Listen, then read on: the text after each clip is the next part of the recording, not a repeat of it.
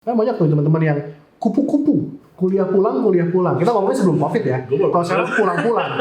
Nah, lu kalian kuliah. Siapa pupu? Iya, lawyer juga mungkin kan. Buset kalau tiba-tiba gue datang ke pengadilan kayak, Pak, saya udah belajar semua di online. Saya udah baca Google banyak ini kan.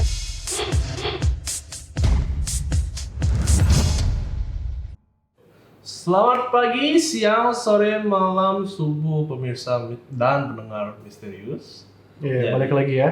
Di kita YouTube channel, kalau YouTube channel itu tontonan ketiga. Sementara kalau teman-teman mau dengerin di podcast itu ada di namanya Akalku Sehatku. Seperti biasa, linknya ada di description dan di layar kaca pemirsa dan pendengar misterius. Oke, untuk yang episode kedua podcast ini ya, baik video maupun di audio doang, kita mau ngebahas yang mungkin sebenarnya perdebatan lama sih sebenarnya. Mungkin juga, tapi semakin makin terasa lagi ketika lagi masa pandemi ini gitu ya. Yaitu penting nggak sih bangku perkuliahan itu sebenarnya? Nah, untuk buka seorang Ken Agusta dulu nih. Menurut lu kan kita sama lah, maksudnya Ken Agusta mungkin lu udah S1 gitu ya. Gua bahkan udah S2. Nah, mungkin bisa kasih insight menurut lu, personally speaking, itu penting nggak sih kuliah? Ya.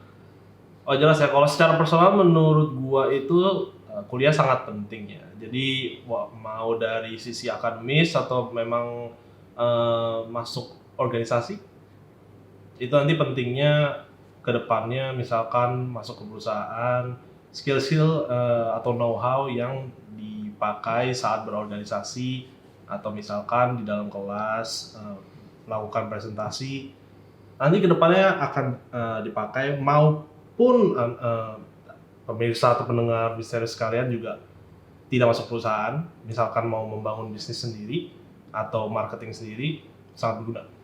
Oke. Tapi kan banyak yang berargumen bahwa nggak penting lah kita kuliah, maksudnya spend uang yang tidak sedikit begitu ya, terus juga waktu, stresnya, dibandingkan dengan sebenarnya semua ilmu-ilmu yang kita dapat di bangku kuliah ada juga kok di online. Sekarang apa sih nggak bisa dipelajari di online? Sesimpel caranya menjual, caranya beriklan, terus teori dari warna apa sih yang cocok untuk mengiklankan makanan, warna apa sih yang cocok untuk mengiklankan pendidikan, itu kan semua tersedia online gitu. Benar apa yang Hans bilang, maksudnya karena era digitalisasi ini ya yang semakin marak, apapun bisa dicari sebenarnya di internet. Bisa lewat YouTube, bisa lewat manapun. Mungkin dari Fiverr pun Anda juga bisa membangun bisnis sendiri. Nah, bagi yang belum tahu tuh ya, Fiverr.com itu kalau teman-teman yang coba cek deh, untuk yang freelance, kalian mau coba-coba, misalnya kalian bisa gambar, bisa translate dokumen, kalian bisa bikin animasi, iya itu jasa, itu bisa kalian cari di Fiverr.com, itu kalian bisa buka lapak sendiri lah, dan itu bisa jadi opsi penghasilan yang lumayan sebenarnya mungkin ya. Iya, sangat lumayan sih, karena di dolar ya. Betul. Tergantung sama kurs. Nah, sebenarnya memang bisa diakses, tapi bagaimana cara mengaksesnya, apa yang seharusnya dicari, atau bagaimana rentetan knowledge yang harus didapat, itu sebenarnya kan kalau misalnya masuk ke bangku perkuliahan ya, tertata jelas. Jadi kalau misalkan pemirsa atau pendengar misterius sekalian baru melakukannya pertama kali, tidak ada dasar, harus mencari dari awal, research-nya juga makan waktu. Itu sebenarnya membedakan sih. Ya mungkin dalam segi duit nggak murah ya, tapi ya di situ bedanya. Oke, itu gue lumayan setuju sih untuk hal itu. Mungkin kalau gue boleh nambahin sedikit masalah kualifikasi tadi itu ya. Sebenarnya mungkin argumen yang bilang bahwa kuliah tuh nggak menjamin seseorang pintar kok dalam bekerja, setuju banget. Bahwa yang namanya perkuliahan, mau lu lulus S1, S2, S3, STLR kayak kedongdong kayak itu tidak membuktikan apapun bahwa lu pintar apa tidak, lu bisa kerja apa enggak. Itu tidak menggambarkan itu. Selembar ijazah lu tidak menggambarkan itu. Dan pun kalau misalkan ya Anda tidak pintar pun, maksudnya so-so, tapi konsisten, misalnya Anda mau punya bisnis translation lah dari Inggris ke Indonesia, tapi ada juga yang lebih pintar daripada pemirsa dan pendengar misterius sekalian, tapi dia nggak konsisten. Mana yang menurut kalian yang lebih namanya lebih bisa dicari orang. Tapi kalau gue boleh nambahin sedikit, masalah perkuliahan juga penting. Ijazah itu penting, kualifikasi bukan sebagai penanda bahwa seberapa pintarnya lu, tapi itu adalah tools ataupun kunci yang dibutuhkan sama industri maksudnya perusahaan ya pada umumnya untuk running bisnisnya. Maksud gue apa? Jadi gini, contoh paling gampang. Ketika bisnis kan it's all about efficiency, ya nggak sih? Seberapa efisien, seberapa cepat dalam mencapai sesuatu supaya profit mereka bisa semakin besar. Itu kan intinya perusahaan. Salah satu yang paling memakan biaya itu adalah rekrutmen. Karena rekrutmen itu adalah kunci dari semua perusahaan, manpower, betul kan? Nah, untuk mereka mencari manpower yang cocok, memang idealnya adalah kalau gue punya perusahaan besar gitu ya, gue tentunya pengen mengenal semua calon karyawan gue secara mendetil, supaya gue benar-benar tahu ini orang nih siapa, backgroundnya apa yang dia suka, kelemahannya apa. Idealnya begitu memang. Tapi kan nggak mungkin kalau ada 1.000 pelamar, contoh misalnya startup kayak Gojek, Grab, Shopee, yang ngelamar kan nggak cuma 1-2. Iya, maksudnya untuk mencari satu-satu kan memakan waktu yang banyak. Betul. Nah mereka tuh butuh semacam standarisasi lah, kasarnya begitu. Yang mana mereka bisa tahu, oh kalau yang namanya S1 ataupun sarjana, at least standarnya sekian deh. Walaupun memang tidak menjamin begitu, tapi itu kan mempercepat proses. Itu juga makanya kenapa gue percaya yang namanya sistem perkuliahan tuh nggak bakal hilang dalam waktu dekat lah. Nah ini gue potong sebentar karena dari sisi Hans juga ada background HRD, jadi manajer HRD. Kebetulan gue emang pernah jadi manajer HRD juga, dan seberapapun gue ingin, ini pengalaman gue ya, gue pengen banget gitu lo tahu orang-orang ini, contoh bos minta minimal S1, tapi ada yang ngelamar D3. Gue akan sebisa mungkin sebagai waktu itu gue jadi manajer HRD, gue ngecek oke, orang ini D3, ada nggak sih yang membuat dia value-value yang ada di dirinya yang bisa membuat gue memberikan dia kesempatan.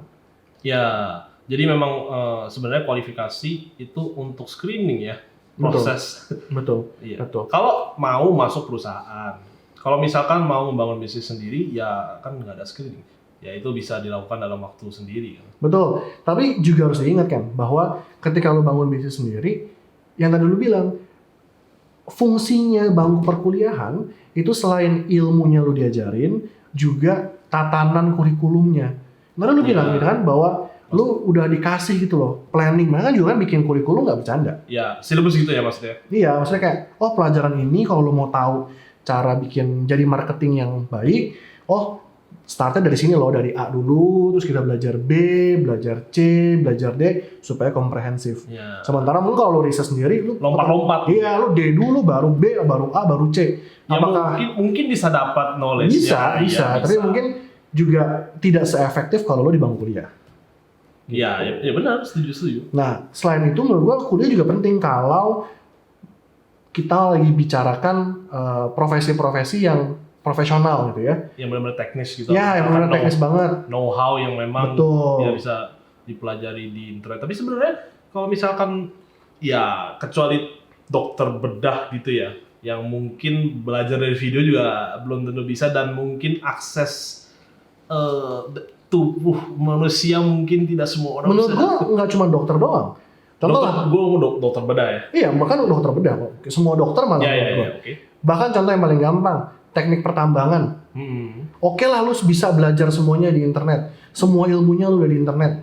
Balik lagi ke masalah utama. Lu datang ke perusahaan perminyakan. Ya kan? Lu datang, Pak, saya mau ngelamar. Kamu udah belajar apa? Saya udah belajar semua, Pak, dari internet. Tahu dari mana perusahaan tersebut. Iya, nggak ada semacam sertifikat untuk itu, balik lagi. Iya, benar. Balik lagi kita ngomongin soal standarisasi di dunia nyata. Setuju memang bahwa zaman sekarang tuh internet membuka banyak sekali akses ya ke pendidikan-pendidikan, tapi secara nyata yang namanya bangku perkuliahan yang tetap penting. Jadi buat teman-teman yang mungkin masih SMA atau mungkin yang lagi galau mau kuliah apa enggak, kalau memang kalian bisa dan duitnya ada ya? Iya, dan duitnya ada, go for it. No brainer sih, kalian harus kuliah. Mulai dari ini kita lagi bahas masalah akademis ya baru, ya kan? Aku contoh paling gampang yang lainnya. Kalian bilang mungkin yang teman-teman yang percaya bahwa kuliah itu nggak penting gitu, merasa bahwa semua bisa dipelajari. Oke, dokter tadi sudah dibahas gitu ya. Tadi anak-anak teknik yang pertambangan, bahkan teknik kimia gitu ya udah dibahas. Biotek juga pasti udah. Itu kan sangat spesifik. Lawyer deh, kebetulan itu bidang gue gitu kan, bidang hukum. Kalau teman-teman bermasalah, kalau teman-teman pilih mana? Ke pengacara yang memang punya sertifikasi pengacara, atau yang gujuk-gujuk bilang ke teman-teman, gue udah nonton semua debat hukum, gue udah baca semua undang-undang, gue udah paham semua. Tentunya teman-teman akan lebih yakin sama yang punya sertifikasi. Benar sih. Ya sebenarnya gue setuju banget. Ya memang kalau bisa kuliah ya kuliah. Tapi sebenarnya kalau secara realistically speaking ya memang kualifikasi tersebut bisa didapatkan dari kuliah, tapi bisa juga dari portofolio Anda. Jadi kalau misalkan lu tergantung bidangnya sih menurut gua. Tergantung bidangnya, bener sih. Kalau teknik kimia, portofolio lu dapat dari mana? Ya makanya. Kecuali bapak lu konglomerat yang bisa bikinin lu lab kimia, terus lu besok bikin obat dari kanker. Ya, maksud gue yang bisa dilakukan lah jasanya secara internet atau e-commerce. Misalkan desain, logo, musik. Ya, musik. Terus mungkin misalnya kayak content creator gitu ya, sinematografi. Itu semua bisa sih. Nah, balik tergantung sama apa yang rasanya sih minati sih. Rasanya sih sekarang kayak dokter bedah kayaknya belum bisa membuat portofolio sendiri. Exactly. Lawyer juga mungkin kan. Misalnya kalau tiba-tiba gue datang ke pengadilan kayak, Pak, saya udah belajar semua di online. Saya udah baca Google banyak ini kan, ya nggak bisa gitu juga lah. Terus menurut gue selain itu adalah, tadi kita ngomongin bahas masalah akademis ya. By the way, kalau teman-teman punya komentar untuk membantah kita berdua, gue bakal happy banget. Gue tipe orang yang karena gue mungkin background hukum ya, gue bakal happy banget kalau ada yang berkomentar untuk ngebantah poin-poin kita berdua. Mungkin nanti kita akan bisa bahas di video ataupun podcast berikutnya ya. Iya, sebenarnya bukan cuma dibahas, nanti kita juga komentar kok di bawah. Ya, kita akan balas komentar kalian lah. Nanti ada mungkin K buat Ken, H buat Hans. Nah, boleh. Karena menurut gue ini intermezzo sedikit. Budaya kita itu masih menganggap perdebatan intelektual itu suatu hal yang tabu. Tabu atau negatif gitu ya? Betul, padahal kan sebenarnya asal dengan bahasa yang baik ya, bahasa yang baik dan santun, itu perdebatan tuh sehat gitu loh. Itu yang bikin kita berkembang pola pikirnya, membuka diri ke aspek-aspek lain ataupun sudut pandang dari orang lain, itu sehat banget. Jadi feel free untuk berdebat di bawah asalkan bahasanya santun, logikanya runtut begitu ya. Kalau enggak ya gue delete. Enggak serius, karena nggak boleh juga. Di filter kayak apa namanya? Karena kalau berdebat sama bangku percuma gitu kan, nggak ada ujungnya. Ya kasih juga di bawah kualifikasi Anda untuk nggak sampai segitu. Iya. Nah, berikutnya, selain akademis, nanti lu tanggepin aja ya. Menurut gue yang penting juga dari bangku kuliah adalah pertemanan. Betul.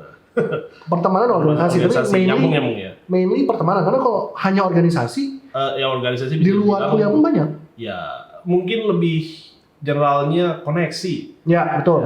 Jadi koneksi itu maksudnya koneksi yang kalau di bangku kuliah kan mungkin satu minat, terus juga satu jurusan, satu passion, bahkan mungkin bisa satu angkatan bisa. Kalau angkatan beda mungkin nggak jauh-jauh lah, 5-7 tahun maksimal kan bedanya. Kalau misalkan di kuliahnya ada ekstrakurikuler sesuatu yang bisa ya mungkin hobi Anda, passion Anda ketemu. Nah, itu tuh bagus, gue baru kepikiran juga. Berarti sebenarnya kuliah juga merupakan salah satu proses untuk mengenal diri. Mungkin pas SMA teman-teman ada yang merasa kayaknya gue suka nih belajar kimia. Gue masuknya teknik kimia. Tapi kan cuma belajar kimia secara teori di situ. Maksudnya oke lah, ada ekstrakurikuler kimia yang memang ngetes hubungan antar kimia.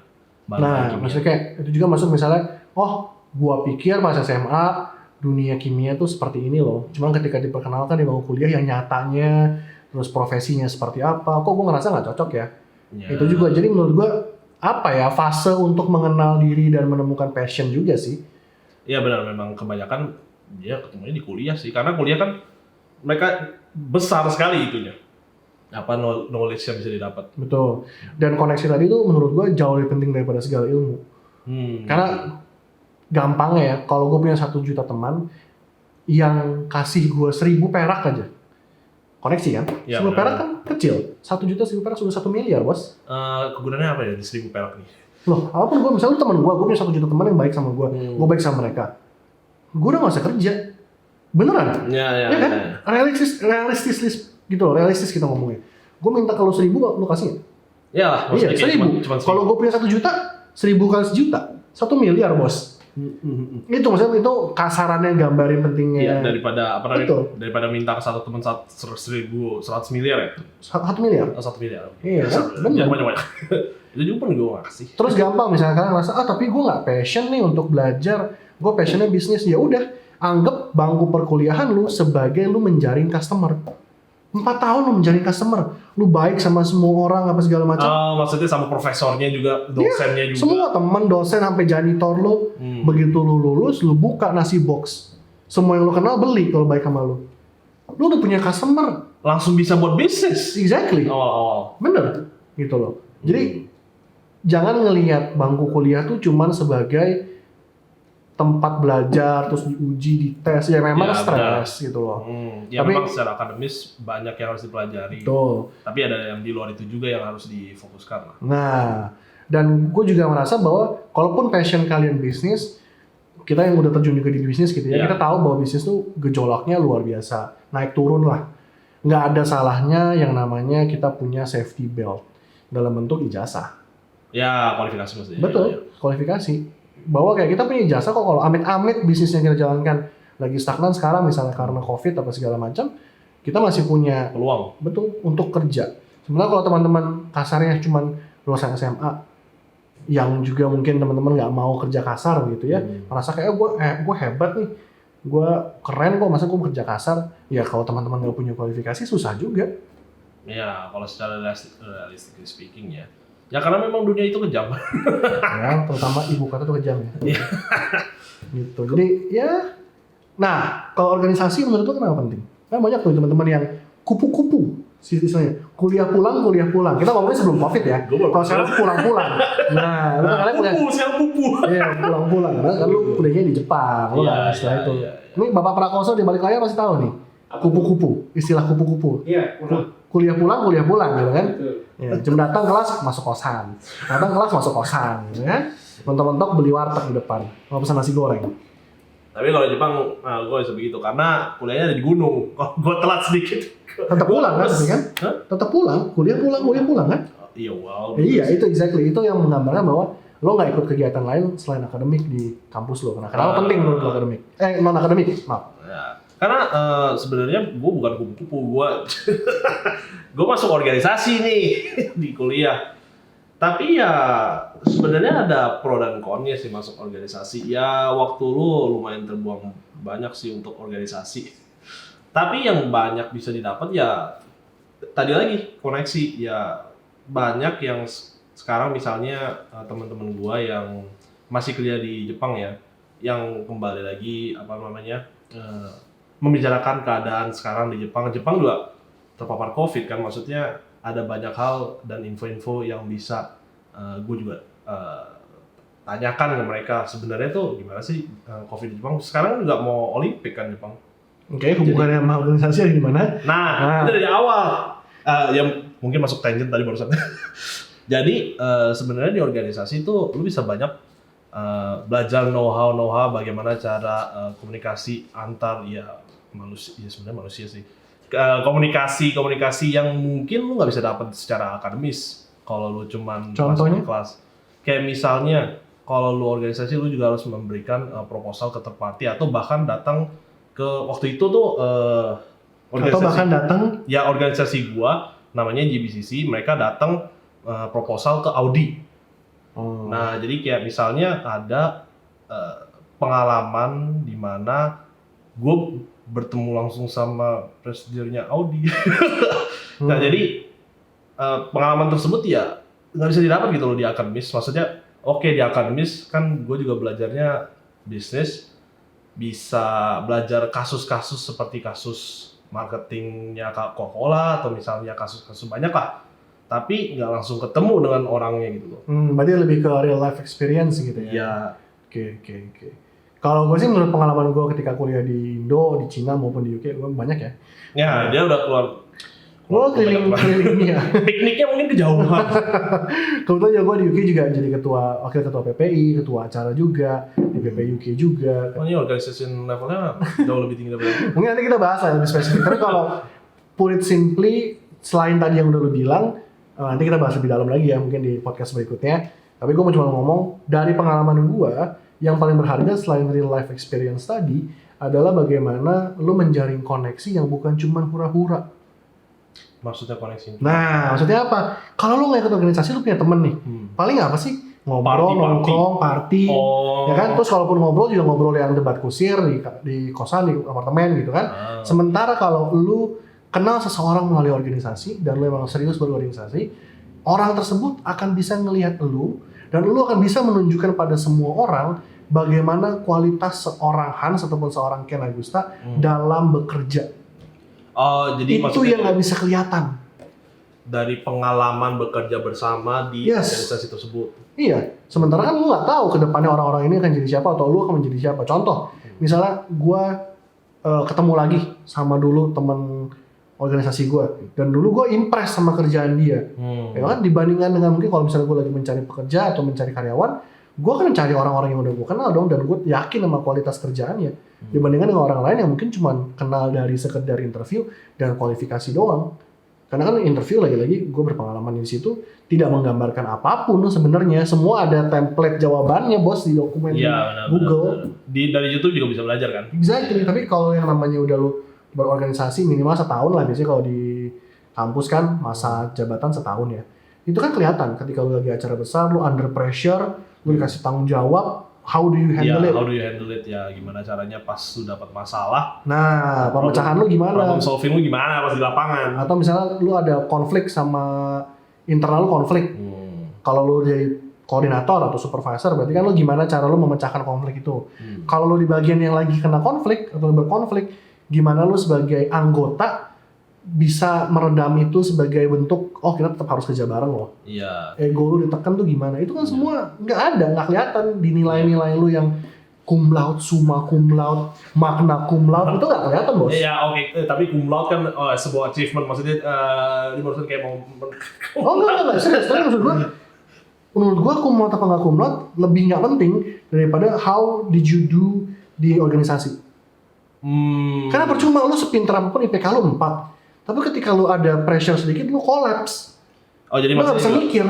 Maksudnya juga ya tidak bisa di real life begitu ya, karena di perusahaan pun akan ada saat-saatnya di mana lu akan terpressure gitu ya. Iya, kok pressure, konflik sama bos mungkin atau bos sama coworker, sama coworker, sama company lain. Iya. Ya kan, atau misalnya lu di rumah amit-amit lah lagi ada masalah keluarga. Terus tuh gimana efeknya pekerjaan lu? Kebawa kah? Atau lu jadi nggak bisa mikir kah? Iya, tiba-tiba cuti 1 minggu. Nah, mending kalau cuti, kalau masuk kantor tapi nggak bisa mikir, semua kerjaan berantakan, itu kan bisa kelihatan kalau lagi di organisasi. Betul. Iya. Itu sih menurut gue pentingnya. Jadi kalau boleh gue recap sedikit gitu ya, pentingnya organisasi adalah karena di masyarakat kita masih belum ada sistem yang lebih efisien dan efektif dalam menstandarisasi kemampuan seseorang. Ya, selain misalnya ijazah atau kayak semacam SAT atau semua segala bentuk ujian dan yang ada dokumennya gitu kan. Itu yang pertama. Yang kedua adalah gimana kita build kenalan, relasi kan di lingkungan kampus ataupun di organisasi. Dan yang ketiga adalah di organisasi juga kita belajar bagaimana kita bekerja secara real. Ya kan, kerja under pressure, kerja dengan coworker, kerja dalam tim gitu kan. Sementara di dunia nyata itu yang sebenarnya akan paling besar faktornya dibandingkan dengan ilmu yang mungkin kalau sekarang teman-teman misalnya belajar fisika murni gitu ya, terus lagi kerja lupa rumusnya, tinggal Google. Ya benar. Jadi sebenarnya itu yang membedakan sih. Nah, kalau misalnya dari akademis, ya tadi yang kita udah bilang juga ada syllabus atau memang sudah tertata rapi gitu pembelajarannya. Enggak, maksud gue ngomong adalah kalau lu udah belajar, terus lu lupa, pas lu di kerjaan, lu tinggal selesai lagi, lu ingat lagi. Sementara kalau lu nggak punya dari awal dasarnya untuk berorganisasi, work under pressure, lu di kerjaan baru nggak bisa. Itu bukan sesuatu yang lu dapat dengan lu baca di Google. Iya. Itu learning by doing, dan itu pentingnya kuliah dan organisasi dalam perkuliahan. Benar, ya setuju. Jadi jangan lupa untuk berorganisasi, maksudnya sisihkanlah waktu, jangan untuk belajar aja. Jangan kupu-kupu. Kuliah pulang. Iya. Apalagi kupu malam. Nah itu mungkin beda artinya. Ya, tapi sebenarnya kalau memang mau fokus akademis, ya boleh juga, maksudnya kita juga tidak mau mengontrol. Enggak sih, gua nggak setuju sih kalau fokus akademis. Serius, nggak setuju gua. Percuma, gua udah HRD ya. Gua udah ketemu banyak banget yang IPK-nya luar biasa. Gue yang kayak gila nih orang. Univnya kampusnya luar biasa, IPK-nya luar biasa. Ditanya aja gelagapan. Oh, maksudnya pas interviewnya mereka tidak bisa memberikan jawaban yang memuaskan atau misalkan pengalamannya nol. Kamu kuliah ngapain aja? Iya. Pulang kelas pulang. Terus kamu nggak bilang sih enggak? Karena fokusnya sama kuliah. Buat gue kayak. Tapi siapa yang jawab begitu di interview kok? Ada, percayalah. Serius? Iya. Loh, dia CV-nya kosong, organisasi gue tanya, kenapa kamu nggak organisasi? Ya, saya fokus kuliah, Pak. Saya memastikan saya mendapatkan yang terbaik di kuliah saya. Oke. Iya kan? Kayak gitu. Nanti kita bahas lagi lah. Kalau tips-tips untuk apa sih yang dicari sama HRD, kalau teman-teman tertarik, gue juga bisa sharing lah ya. Jadi ya no deh. Jauh begitu. Itu tergantung juga, mungkin ada juga yang nyari begitu. Jadi mungkin kalau teman-teman ada yang pengen denger tips-tips mengenai interview atau apa sih yang dilihat sama HRD ketika interview, itu boleh komen di bawah. Nanti kita akan bikinkan podcast sama videonya gitu ya. Tapi yang udah pasti berarti kita utang tuh dua itu. Ya kan? Ya, organisasi sama perkuliahin sama HRD ya. Proses rekrutmen lah. Nah, kebetulan ada bisa lah sharing gitu.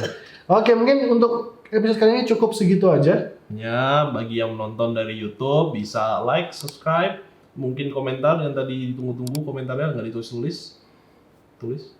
Nah, yang untuk podcast silahkan tunggu untuk podcast selanjutnya. Atau bisa dengar yang sebelumnya. Ya, yang sebelumnya. Di share boleh lah untuk teman-temannya yang mungkin ngotot nggak mau kuliah tuh. Kampret-kampret itu yang nggak mau kuliah. Share mungkin 10 kali, jadi kayak dia jadi mau kuliah. Ya mungkin gitu. Atau suruh dia komen. Kan dia punya argumen tuh pasti. Iya. Suruh dia komen. Nanti kita akan coba ubah. Siapa tahu gue kalah komentar gue kan. Siapa tahu gue kalah gitu. Ya nggak apa-apa juga, namanya berdebat kan kita. Iya. Oke, sampai ketemu di episode berikutnya. Terima kasih.